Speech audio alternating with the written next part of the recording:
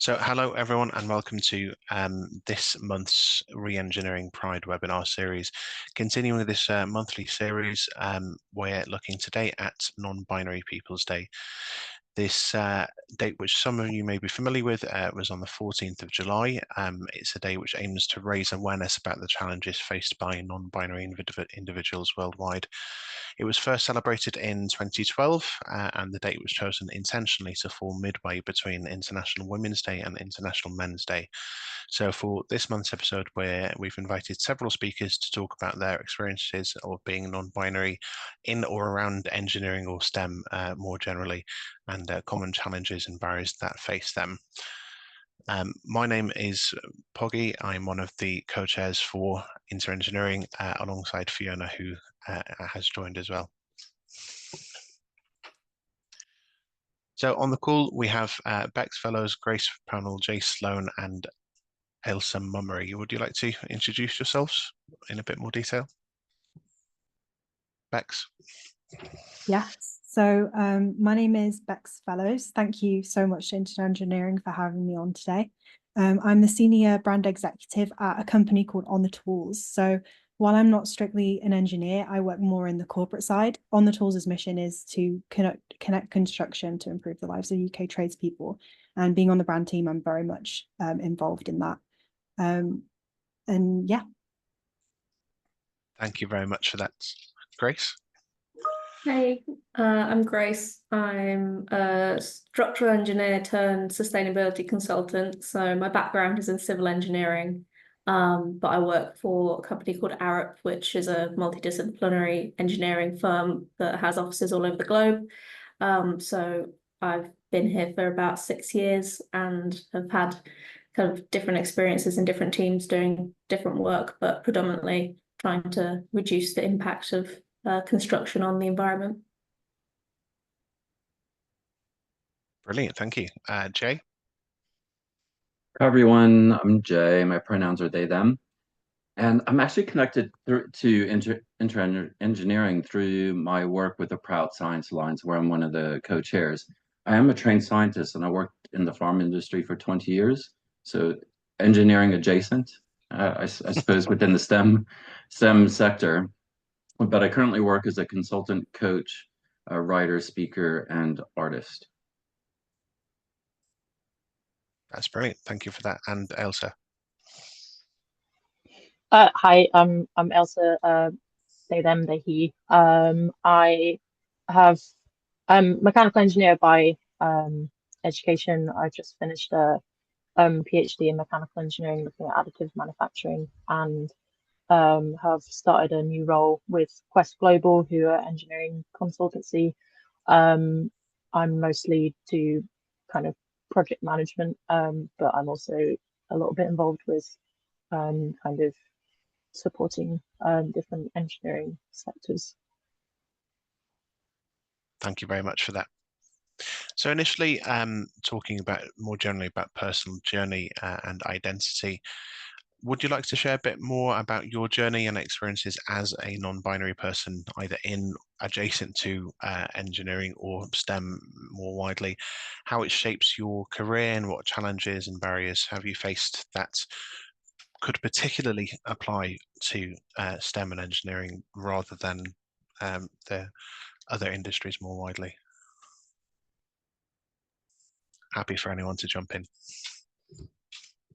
I'll go. I'm happy to go first. So I have always kind of inside myself identified as non-binary, but my coming out kind of on the outside coincided with when I joined this company On the Tools. So my experience of being non-binary and being in construction are kind of one and the same. I don't really know how I can separate them. And similarly, the kind of motto, like I say, the mission of the company is to improve the lives of UK tradespeople. And being outside the gender binary, it's really kind of cemented the idea inside me. It's my personal mission to improve the lives of all UK tradespeople. And it's really put that emphasis on diversity and inclusion, specifically in terms of gender. And examples of that I've carried through include kind of spearheading and championing diversity inclusion inside the company, and then carrying that on through to, okay, how can we impact the world of construction as a whole? That's really interesting. I'm happy to go next.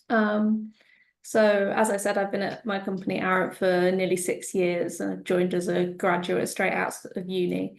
And I was always out as gay, but had never really explored my gender until maybe the last year, 18 months or so. So for me, it's been coming out to people who I've worked with for quite a long time. And I kind of went through all the different pronouns from she, her to she, they to they, she, and finally recently settled on they, them. So it's been an interesting experience kind of starting to educate colleagues. But I've been involved in the LGBT network that we have in the company for quite a while, and I've kind of recently stepped up to be kind of representative for my region, and that's really inspired me to try and help other people who might be going through a similar thing. So just because it feels like I'm the only one doing it, or one of very few people who are out as non-binary in the company in the UK at least, I can try and make things a bit easier and smoother for whoever comes along next. Did you have any pushback when you were changing? What kind of reaction did you have when you were changing your pronouns? Overwhelmingly positive. I kind of felt comfortable enough to share with a lot of people who I work with, and I kind of felt brave enough to share it on LinkedIn. And once I'd kind of got that ball rolling, I felt a lot calmer and the kind of weight off my shoulders. Obviously, people are still getting used to it and using the right pronouns for me, but I don't feel uncomfortable or that there's going to be any bad reactions. Like, I've had a lot of positive support, which has been really, really nice. That's really nice to hear. Really, really nice to hear. Yeah, I'm happy to go next, just so because I think there's some similarities into this to the story that Grace was telling in a way. So I I grew up in an environment where everything was binary. I didn't even know there was something else, but it was through my advocacy work in connection into the LGBTQ plus network where I was working. I worked at a big multinational pharma organization called GSK, which I'm sure you've heard of. And it's through that work that we started to really within the community explore different identities, I would say. And I was like, wow. When I heard about this, possibility, I was like, that's me. I've always felt that way. And it was kind of an immediate switch. I would say, because I was quite known as and one of the leaders in our network, coming out felt relatively safe and easy. And I think, if not celebrated, at least this this sense of curiosity, I would say, within the organization. And they're like, because I think when you work at an organization that's focused around inclusion, the intention is always really good, even if you don't necessarily understand it. So I had a lot of like, what is that exactly? Or I don't really understand that. But actually at work was the easiest place, to come out, because people are quite intentional about it. And I guess, as Grace was saying too, being involved in this movement towards greater understanding of what is gender outside of the binary. What do pronouns mean, and that sort of thing? Why is it important to include your pronouns? Things like that. It wasn't always, I would say, 100% super positive. There wasn't necessarily celebration. There was more this real mix of, I don't know what that means. That makes no sense to me. But most of the people in the middle, were saying like, that's great. And do you mind if I ask you a question or two about it? And then some people are like, that's amazing. I support you, that sort of thing. I think the other thing I'd quickly add is that because of the way that I look, it didn't really impact, because people are like, I don't know what that means. I'm going to ignore it. You're a he, him, and this is my understanding, so that's how I'm going to treat you and accept you, which doesn't feel very nice, but that's just been my experience. That's interesting then. So more generally across the Bex, Grace and Jay, would you say that your experience has been more positive in the workplace than out of it? Have you had more challenges and barriers in your personal journey compared to your professional one with coming up? I think for me, it actually kind of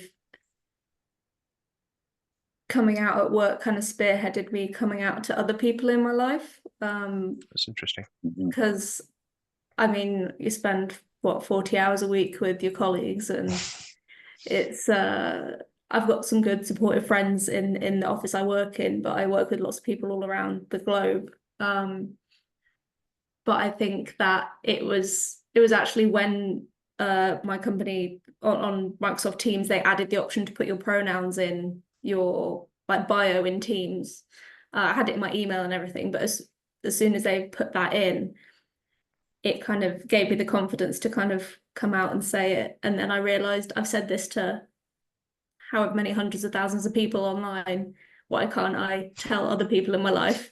So it kind of went a bit of a backwards kind of order for me, but knowing I kind of had a lot of support in the workplace made me feel more confident to go ahead and do it in other areas of my life. Yeah, that was very, very similar to my experience too. I think, like Jay said, in the workplace, especially in corporate, there is a little bit more intentionality about diversity and inclusion. So obviously they don't have to accept you, but there is a little bit more chance that they're going to be accepting, or at least asking questions until they can kind of get their heads around it. And then, like Grace said, there are a few more mechanisms in the world of work that might allow you to tiptoe out of the closet a little bit more, you know, like putting your pronouns in your bio and kind of creeping out in that way. Whereas in your personal relationships outside of work, I think it has to be a little bit more direct. And I think that being in the world of work, corporate especially, in construction and engineering, you have those chances to be a little bit more discreet until you feel like you can be comfortable being direct about it. Sure.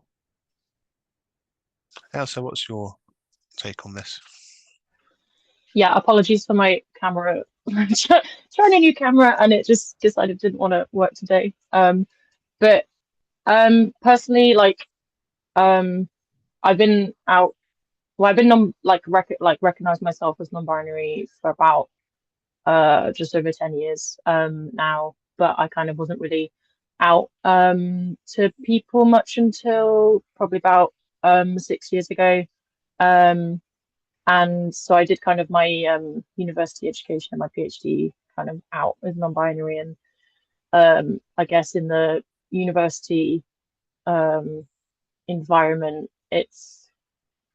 I guess it kind of doesn't really matter much to people. Like kind of I guess it's a little bit kind of more used to kind of students exploring themselves and kind of their kind of, you know, finding out who they are, and like there's a big presence of the LGBTQ association and things on like the University of Birmingham campus. And then I joined this company, Quest Global, kind of just under 2 months ago, and kind of my experience is a lot through kind of interviewing for places, and then kind of my last 2 months at Quest, and I personally have found it quite difficult. So it really varies the like kind of, I guess, ERG presence depending on the different companies. Like some companies, like I had my pronouns on my kind of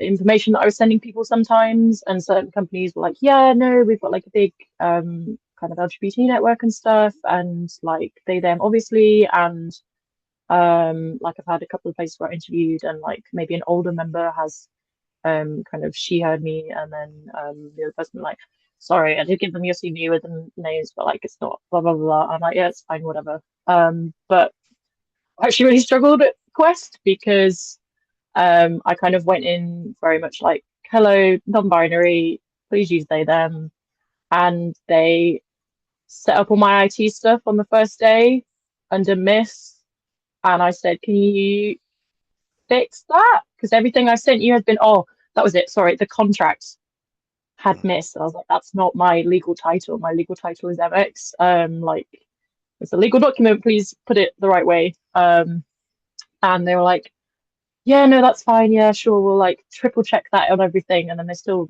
put it on those things, which was annoying, but like, whatever. But then I turn up on the first day and they've set up all my IT and they're like, yeah, no, it's fine. Everybody all day, them, you don't worry about it. But also like, you know, it doesn't really matter, like, because nobody's gonna really know. And I log on the computer and all of my kind of homepage for the company is you see your name and you see your manager and your manager's manager, and it's Mr. So-and-so, Mr. So-and-so, Miss. And I'm like, why does my title even need to be on there? It's wrong. And then I say to HR, I'm like, hey, could you change it to MX? And this is a global company, so you'd think like pretty kind of like MX has been around for like a while now. Oh, we don't have that on our system. We'll have to add it specifically for you. And I'm like, to add it. What year is it? And also, yeah, like get on with it. It's been 50 days. I'm currently Mr. in the system because I said I'd rather Mr. than Miss, and they seem to have gone, okay, we'll put Mr. and we'll just deal with that later, I guess. And Have you not just finished a PhD though? Could you not use Doctor I'm instead? not. So I'm in the process of doing my corrections. So I'm hoping when my doctor gets like officially finalized, I will be all over that and I'll be like doctor or nothing. Like ultimate non-binary pronoun, don't gender me. I am a doctor. But yes, no, frustrating that I'm in that kind of in the middle phase where I'm like, informally, yes, I'm a doctor, but not quite got the certificate yet. So, but yeah, no, just the frustration of going as under. And my immediate supervisor, really good, really chill, like they, them, whatever. And then he was like, oh yeah, don't worry, I've told everybody, like it's all chill. Absolutely nobody else has used they, them the entire time I've been there. I wear my little badge, nobody looks at it. I kind of really wanted to kind of go really openly into the world of work being non-binary, and it's really frustrating that it's kind of been kicked back in my face a little bit. I relate to that actually, and I think that's really important to hear those stories as well, because what we talked about is it was easy to come out, but then what? You know, because people are like, oh, that's fine, but then they don't use your pronouns, you know, and that sort of thing. And I think that was also my experience, and I think I've also been at certain times in a place where I was like, oh, it's just not worth it. You know, it's like I was like, I just don't care anymore.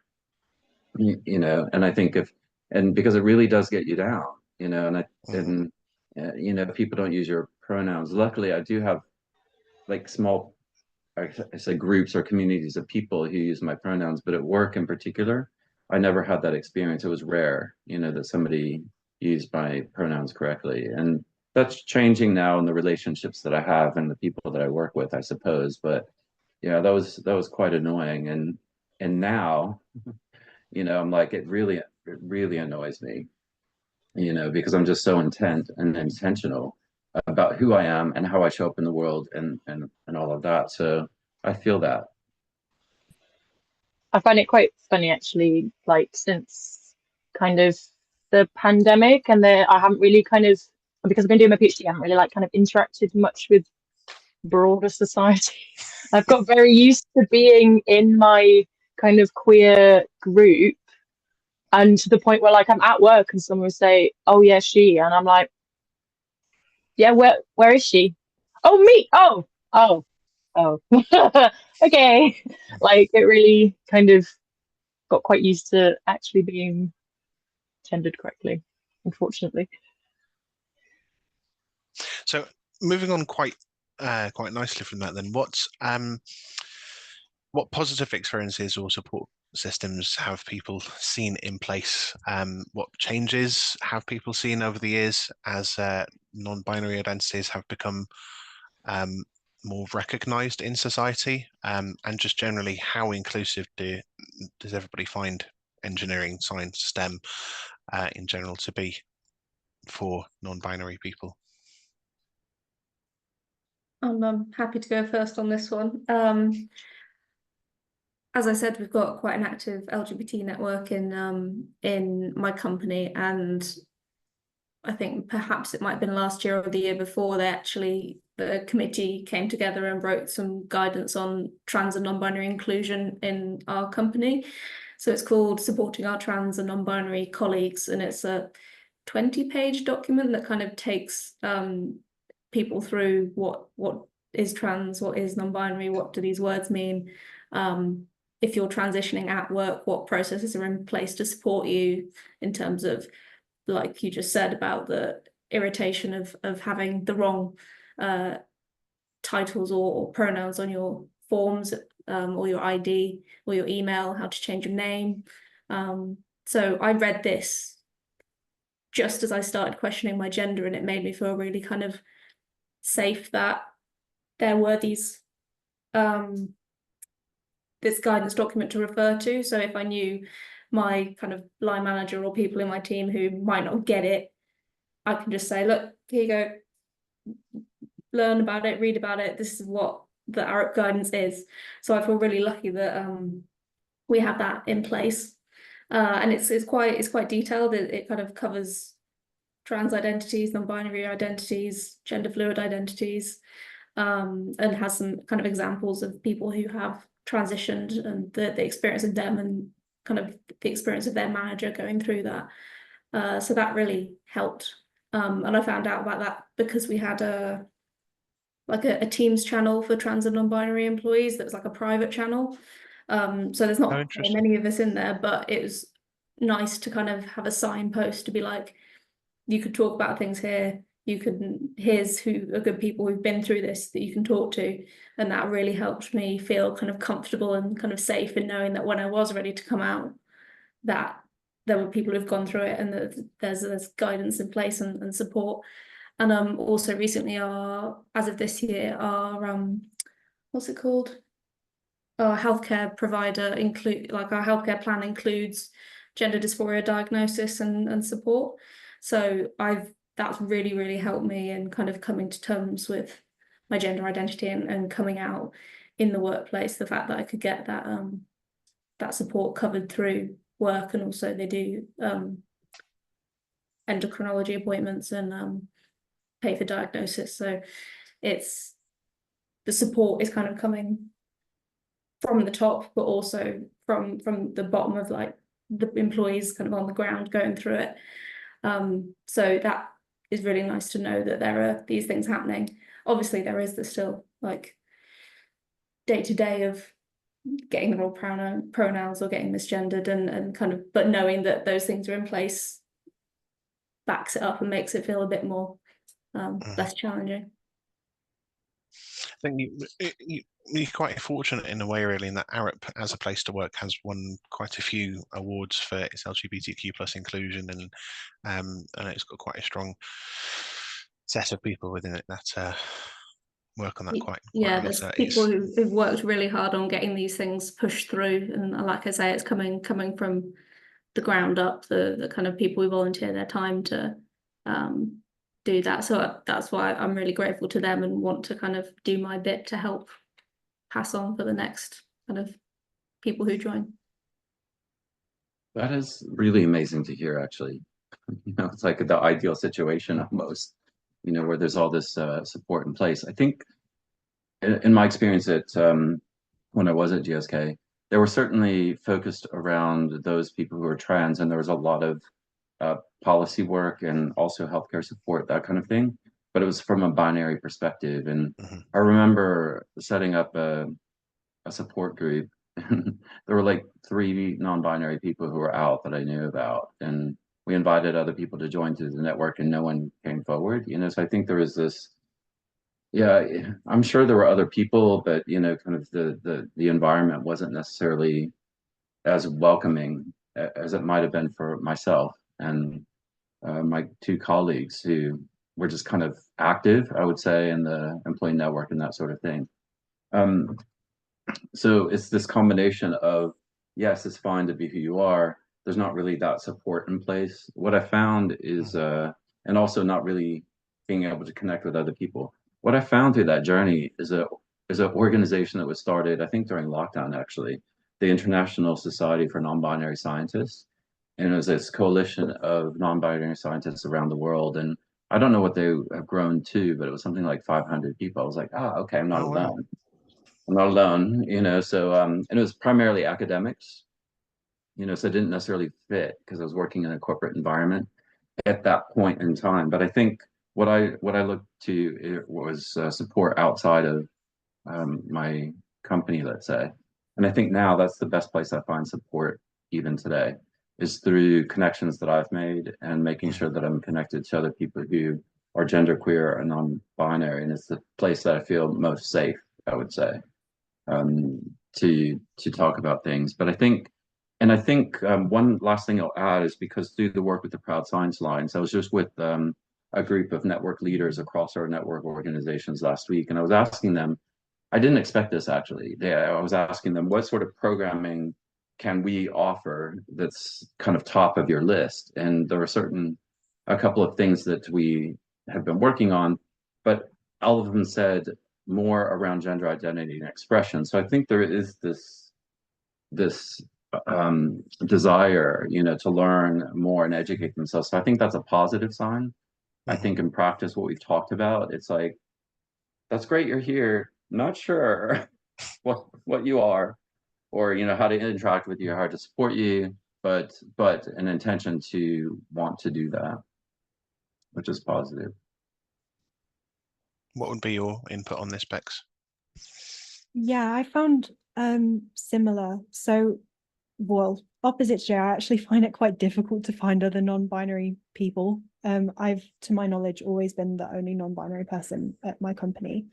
And because of that, I feel like a lot of the efforts have to be kind of ground up because it's only really me. And most of my experiences, kind of despite that have been really positive. Have been one or two that at the beginning definitely weren't into it at all. But since then have probably seen other non-binary people exist in the world, have seen the kind of accommodations that the business has put into place, like encouraging pronoun visibility on like we use an instant messaging called Slack to communicate in the business, and all of our pronouns are on there, whether you're non-binary or not. So that was really useful for me to feel more comfortable. And now that was more generalized, people have come around. So that's kind of my own experience in the corporate world.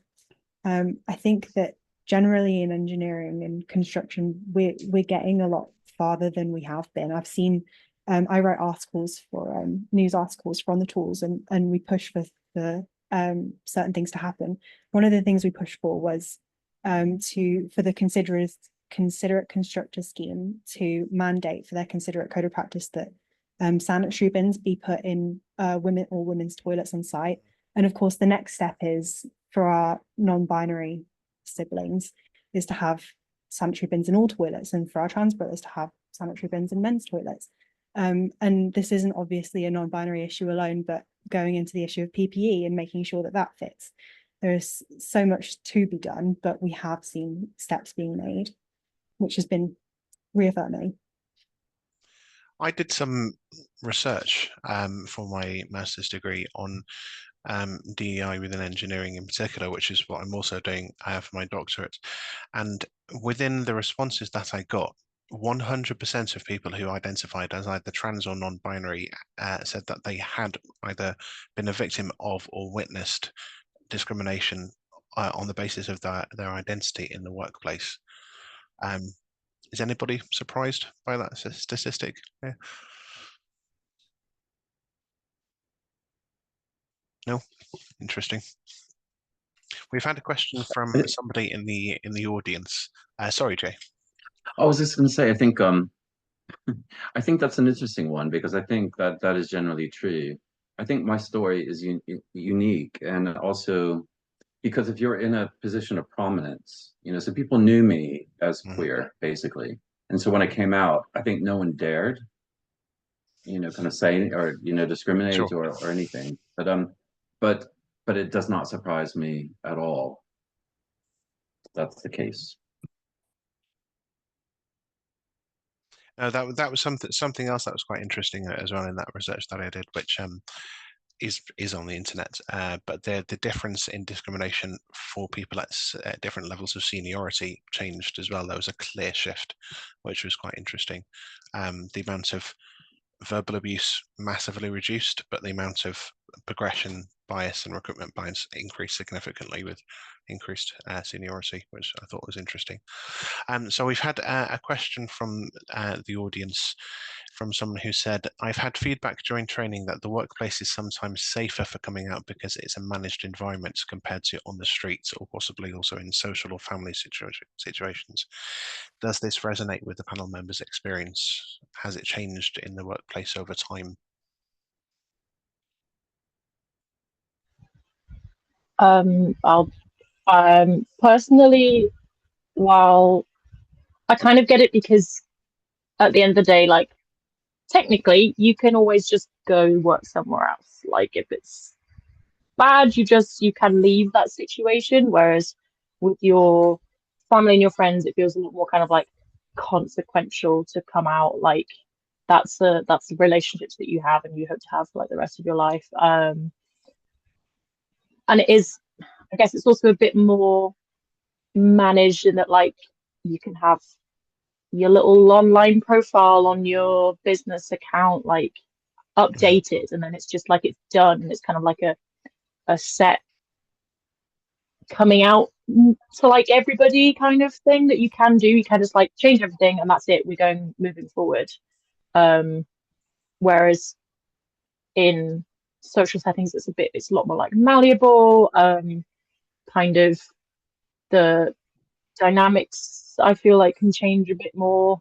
I think they're different, not necessarily safer. I feel like it's more controllable in a workplace, and could feel safer in that it is technically a place that you can leave if you truly felt unsafe.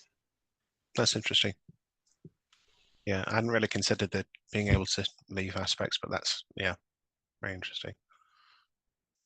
Yeah, I mean, I would agree with that for the most part. I mean, I think, yeah, is it safer? I mean, I think, yeah, there's this tendency, even still today, that within the workplace that, well, that's your personal life. So that's almost the default position. It's like, if I don't understand you or accept you, I can use the excuse of like, well, I only need to know you at work anyway. You know, it's your personal life. And so fine. You know, I think so I think what Elsa was saying is that in our personal lives, it is personal. You know, there's no getting away from that. And I think yeah, and I think people are much more measured at work about asking questions as well, because they're a bit of, you know, afraid, what is the line? You know, that sort of thing. I've had people you know, inquire for me. And I remember being in a meeting once, and I was working with somebody who I knew, and said at the end, said, I hope it's okay to ask, do you mind if I ask you some questions about your gender identity? You know, so it's really formal in a way, whereas if I'm in a bar having drinks with friends and we mention our pronouns or they, them, they're like, what is that? You know, or like, oh, I've heard about that, but I don't understand it, you know, because you explain it to me. So it's very, yeah, very People different. may be more aware of potential repercussions of behaving in certain ways in the workplace. Yeah. Yeah. Yeah, that's not the case when you're out having a cocktail. No.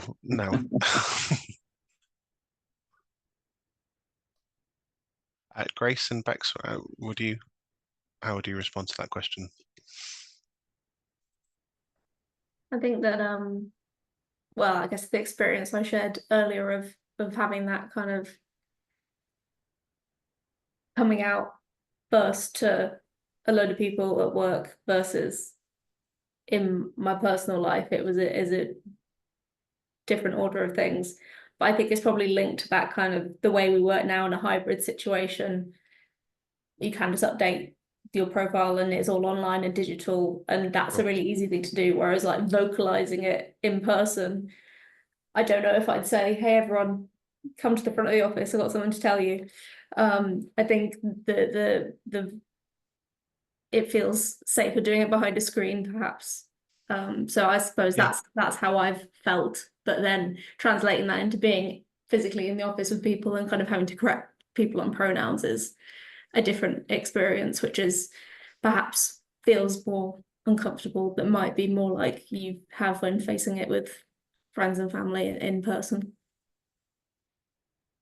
Yeah, that's interesting. It's I mean, I've had quite a different experience on this one, really. As somebody who also identifies as non-binary, but has up until I started working at Equal Engineers, has never broadcast that. For me, it was more an intersectionality thing, I suppose. I was already a person of color and autistic and queer, and adding something else onto that just felt like I'm just going to be drawing even more attention onto myself for something that is frustrating, but I can live with, I suppose. People calling me a name that I don't prefer and a pronoun that I don't prefer, which also, when we talk about sharing pronouns, is something that I think is a very good policy, but I have always been against it being mandated. Because from my perspective, I would rather not put any pronouns down than deliberately misgender myself as through putting he, him, which is something that I would be uncomfortable with. So that's something that whilst I think it's a very good thing to have an openness on sharing pronouns, I don't think it should be an absolute that everybody has to do it, because it can force people, not just non-binary people, trans people as well, to either out themselves or misgender themselves.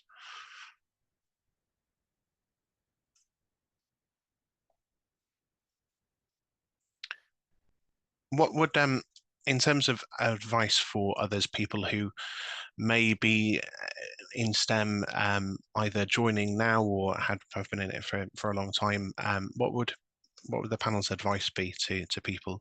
Are there any specific policies or practices that you've seen that have worked, that have positively impacted your experience, that organizations could put into place? Or yeah, what advice generally would you give to a non-binary person looking at considering a career in STEM? Bex. Yeah, I'm happy to go first. So, like I said before, in my personal experience, I haven't really felt the need to push for any specialized policies to support me as a non-binary person. But nevertheless, there are steps that an organization could and should be taking if they want to include, if they want to be inclusive of non-binary identities. For example, gender neutral toilets, the specific inclusion of gender identity in non-discrimination policies. Like Grace said, the inclusion of gender affirming care in health policies, training staff about pronoun usage, updating signage and documents around site, not at the workplace. In terms of advice that I would give to another non-binary person who is considering a career in engineering, I would say that there are companies out there who, like you say, are really, really big on diversity and inclusion. If that's something that's important to you, then the companies who this is important for, they'll be shouting about it and they'll be really, really easy to find. So go out and find them. I'd also say that organizations like Inter-Engineering are really, really good. And like Jay said, going out and finding people who you connect with who are non-binary or work in a similar environment to you is also really useful to kind of find your tribe and make you feel more comfortable. And then my last one, I would say, is if, like me, you end up being the only non-binary person in your company, then do be prepared to advocate for yourself and your needs. And this might unfortunately include educating your colleagues about non-binary identities and asserting your pronouns and your chosen name, as I have had to do many a time.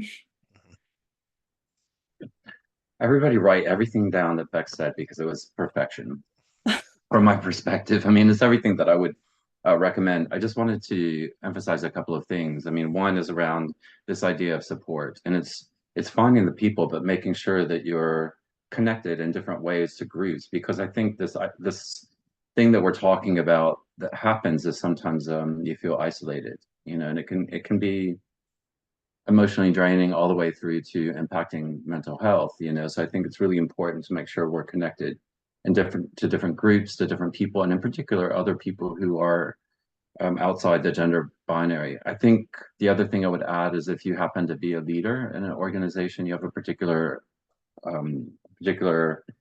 role to play and also an obligation to be the one to advocate for these kind of policies, regardless of whether you're genderqueer or not. You know, that you should be the one leading out front, you know, and making sure that this happens. Because I think the other thing that Beck says that I agree with is advocate for yourself, but sometimes it can be exhausting. You know, even I don't like to correct people because it's like, unless I know I have the energy capacity, you know, to understand what comes back. My husband doesn't like it, actually. He's like, don't correct me, you know. It's just one example. And then finally, I think the other piece of advice is while you're looking for support from other people, also look to yourself. So you know what fills your cup, so to speak, in terms of your energy, you know, so make sure that if you're going to be out and advocate for self and others in the space, that you're very conscious about taking time away. And whether that be exercising, being out in nature, meditation, yoga, whatever, you know, supports you, make sure that you're doing that.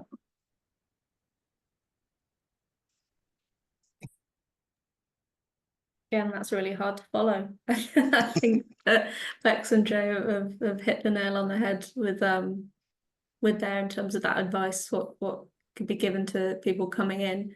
I guess I'm thinking of flipping the question on its head and saying, what can we do for those people who are coming in? And I think all the advocacy work that Bex has mentioned is really important, and what Jay said about having leaders in positions of authority who are non-binary, who are leading the way. For example, the I can't remember the title, but the kind of CEO of the UK Green Building Council is a non-binary person who uses they them pronouns, and that's a huge inspiration to me, because you can see that someone is doing it, they're not getting misgendered. Maybe day to day they are, but like they're a well-respected person in the industry who they have articles written about them and posts written by them that all have the correct pronouns and language. So it just shows that there is space for that in the construction and engineering industry. So I think if we can be those next kind of role models for people, then that'll help those new people coming in, hopefully. That's such a good point. That visibility of people in positions like that is so important. I've had a comment from someone that's saying that Smith Mordack, my friend, and amazing. Please pass on my great gratitude to them for what they do. I think they're great. And as a sustainability consultant, it's like the dream. You reminded me of something, Grace. It's amazing. That's really a nice contribution to hear. I think the other thing that I would say too, particularly for those people who are non-binary, sorry, they are binary, so identify as male or female. Actually, it reminded me of a podcast that featured Alok Menon. So some of you may know Alok is a non-binary artist, poet, and comedian, but amazing. And they were asked, what can I do to support you by this straight white cis man? Actually, no, I think he's a black man, but anyway, cis and straight. And he was like, I have to tell you, I don't need help. I know who I am. I'm very confident in who I am. My work is to free you. And I think this is also a really important message, you know, because I know who I am. I feel free. And a lot of the work that I do is to deconstruct the gender binary for those people who are stuck in it. You know, so I think this is an important message, but also what else can we do? We can get out that message that I need support through policies and making sure that things are inclusive, but also we need to extend that support to people who are stuck, you know, in this concept of a gender binary. And we see it play out even in the impact and oppression of women, and particularly women of color in the workplace, you know, so it's not just about, advocating and fixing things for this small group of people, as people sometimes say. It's not about that. It's about supporting everyone, you know, to be free from the construct of gender that's helping no one. That was my preaching. No, thank you. Elsa, do you have anything to add to the advice for others question? No. No, yeah, like I personally don't have kind of an issue with being that kind of like first person who's non-binary that you've ever met or you employed and like, oh, I can ask you. I am very difficult to kind of offend with questions and things like that. Like I'm completely fine with being that person that you you meet a non-binary person like, oh, can I ask you a question? I don't understand it. How would this be helpful? Blah blah. Like I don't mind being that kind of first person at the quest. It's like if you put in the effort to kind of listen to what I'm saying.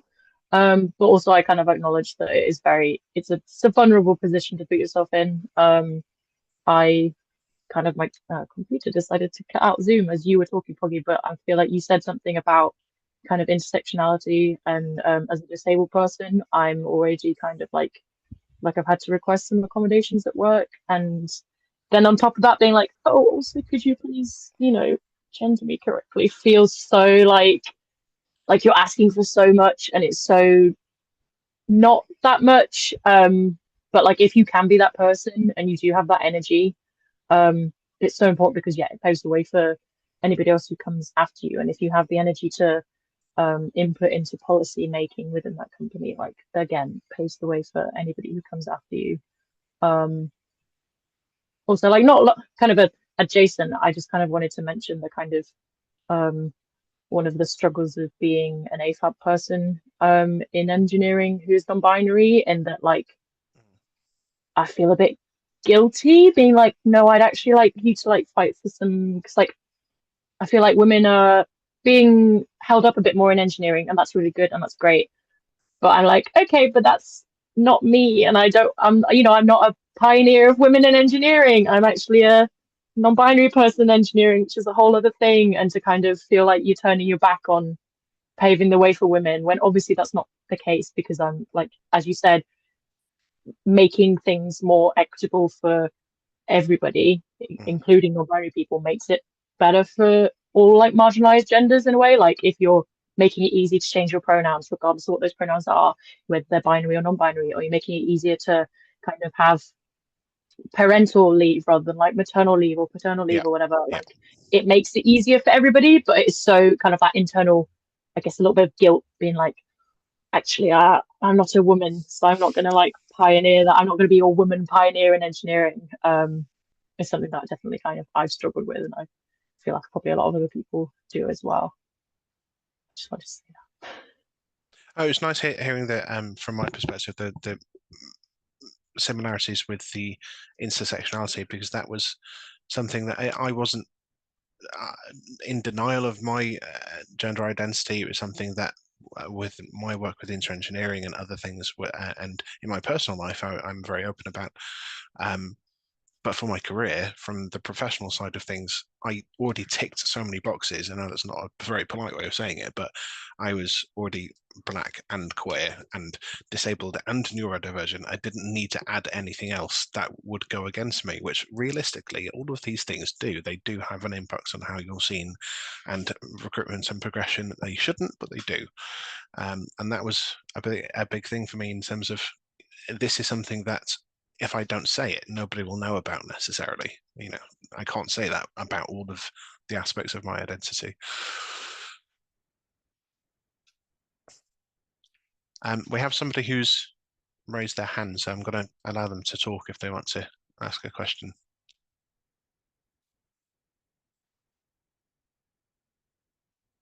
Lisa? Hello. I work for Buro Happold, which is in the construction and engineering industry. And I was extremely privileged to meet Smith when they began their non-binary journey. We were very conscious of the fact that Smith was not to become the poster child for non-binary people or trans people, because we're more than aware that what happens is everyone says, "Oh, Smith knows everything," and then and then poor Smith is falling over. Leave me alone. So we worked with Smith to say, right, this is what we think you need. Is that right?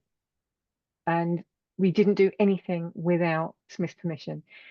And also with many other people, we went through our policies to change some of the parental leave policies, because we had two chaps who they got married and they had baby by surrogacy. And they said, your policies don't apply. Oh, damn it.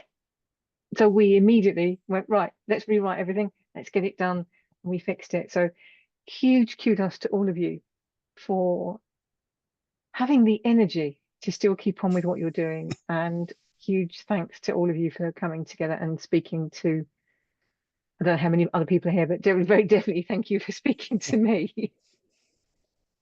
No, you're very welcome. We actually covered for our February episode for LGBT plus History Month. We had a couple of people talking about the parental side of the health and welfare system and going through IVF and surrogacy and that sort of thing. So if anybody is interested, we talked about that in quite some detail on that episode. But thank you very much for that, Lisa. And I do agree. I think when people are pioneers, you know, the more visible people of a certain identity, it can attract people.